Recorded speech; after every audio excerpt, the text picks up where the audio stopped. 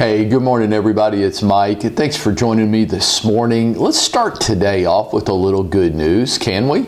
In the face of all the drama and the negativity and the skies falling out there, can we start this week off with a little bit of good news? Well, let's try this. The U.S. jobs report came out from the Department of Labor this past Friday, and they reported an unemployment rate of 14.5%. Mike, how can that be good news? Because here's what our drama circus of the media is not going to tell us, okay? Because why? Because you follow the money, and good news doesn't sell, bad news sells. So they're going to pound you with drama and bad news all the time. And you know, for some of us, they're being really successful. Some of us have closed the doors, shut the blinds, hiding under our bed, sucking our thumb. They have got us convinced of this. But here's what they didn't tell us this past Friday. Now that 14.5%, sure. First of all, my point is there's no such thing as a national real estate market. I'll even make the argument there's no such thing as a national economy, though big picture people in Washington, they want to create a national economy. What's going on in Atlanta, Georgia, and what's going on in Seattle, Washington aren't remotely connected. There can be some coincidences, but they're vastly different economies. What's going on in the Northeast and what's going on in the Southeast aren't necessarily connected. All real estate markets are local. Even within Atlanta, what's going on in one part of Atlanta isn't necessarily what's going on in all parts of Atlanta, right? Okay, so here's what they didn't tell us on Friday. 90% of the people who claim to be unemployed, 90% of them also said that they thought their unemployment was temporary, that they would be getting their job back. Yeah, see, they didn't tell us that on Friday, did they? They left that part of the story out so that they could focus on the 14.5%. And then many of them went on to say that the real unemployment, or the underemployment rate, it's over 20%. Because that's what they had predicted, and they need to justify themselves. And bad news sells. It does. 90% of the people said, yeah, I'm unemployed today, but I don't expect it to continue. I expect my job to come back in the very near future. That 14.5% unemployment number also included part-time and temporary workers. It included, you know who else? It included us. It included us. So all of you that went to the Georgia Department of Labor and filed for independent contractor disaster unemployment insurance are counted in that 14.5%. Do you not have a job? Did they take your real estate license from you? No. And almost all of you that I talked to, almost all of you are very optimistic for the last 6 months of this year. So are you unemployed today? Or are you just collecting unemployment or have filed for it? You're part of the 14.5%. You know who else is in there? Waiters and waitresses and bartenders who all think and know that they're going to be coming back to work very soon. Dentist. The classic story come out over this weekend. The American Dental Association recommended that all dentists cease elective procedures only dealing with emergencies. So dentists filed for unemployment. Does it mean that they've lost their job, or does it mean that they believe that their practice is temporarily closed? Temporarily closed. Yeah, see, the media doesn't want to tell us about all of that. They don't want to share the full story. So be careful what you're putting in your brain. Be careful what you allow yourself to believe. Here's some things that I'm really excited about. This is why I'm so positive and optimistic for the second half of this year. Why? Well, we can just start with mortgage rates, can't we? Like, they're crazy low. Crazy low. And this is causing a lot of home buyer demand. The problem is not that we don't have home buyer demand. We have a ton, robust home buyer demand.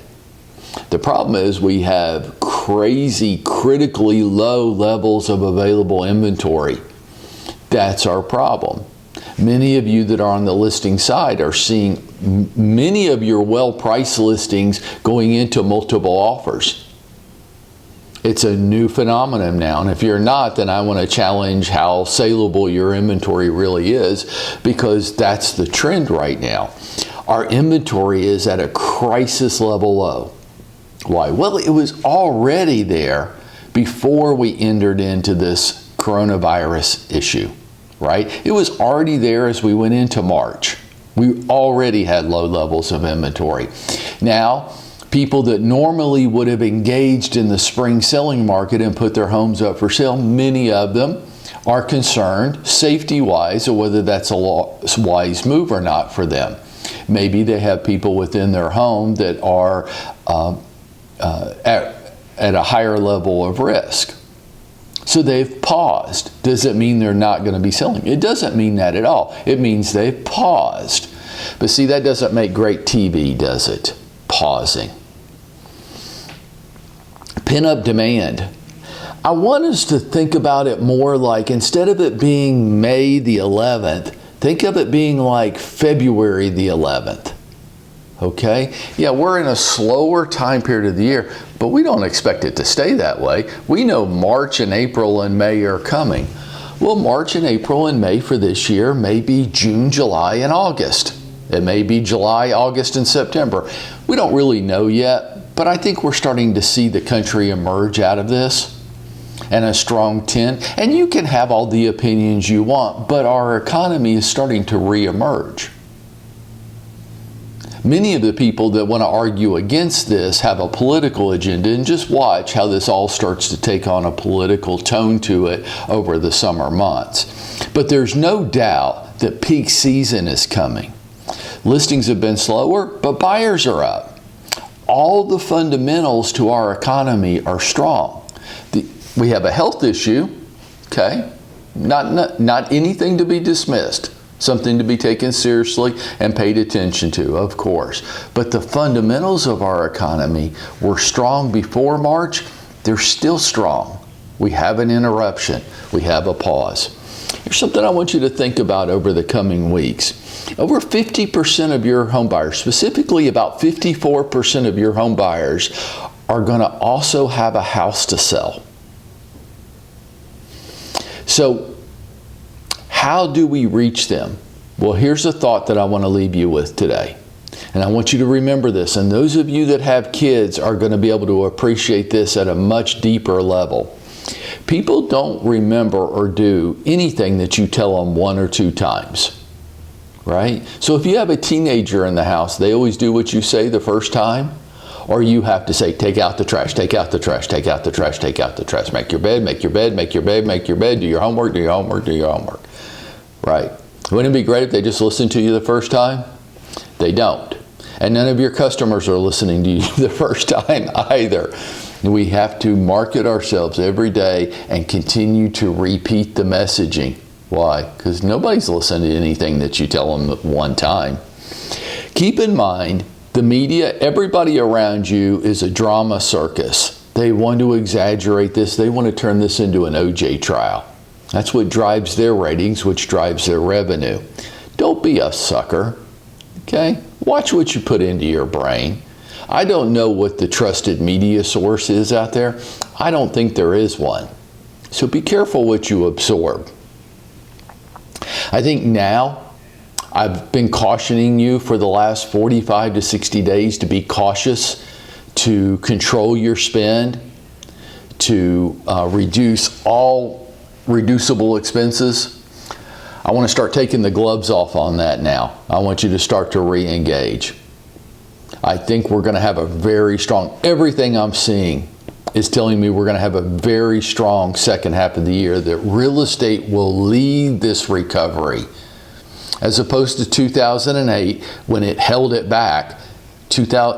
now real estate's going to lead our recovery into the second half of the year. Start to ramp your business up now. Reach out to your people. Those of you that have marketing campaigns that you paused, get them reinvigorated. Get back to work. Help lead our country out of this. Tell success stories to your people. Don't brag about your recent sale. Tell people how you got to the sale despite the obstacles that stood in your way.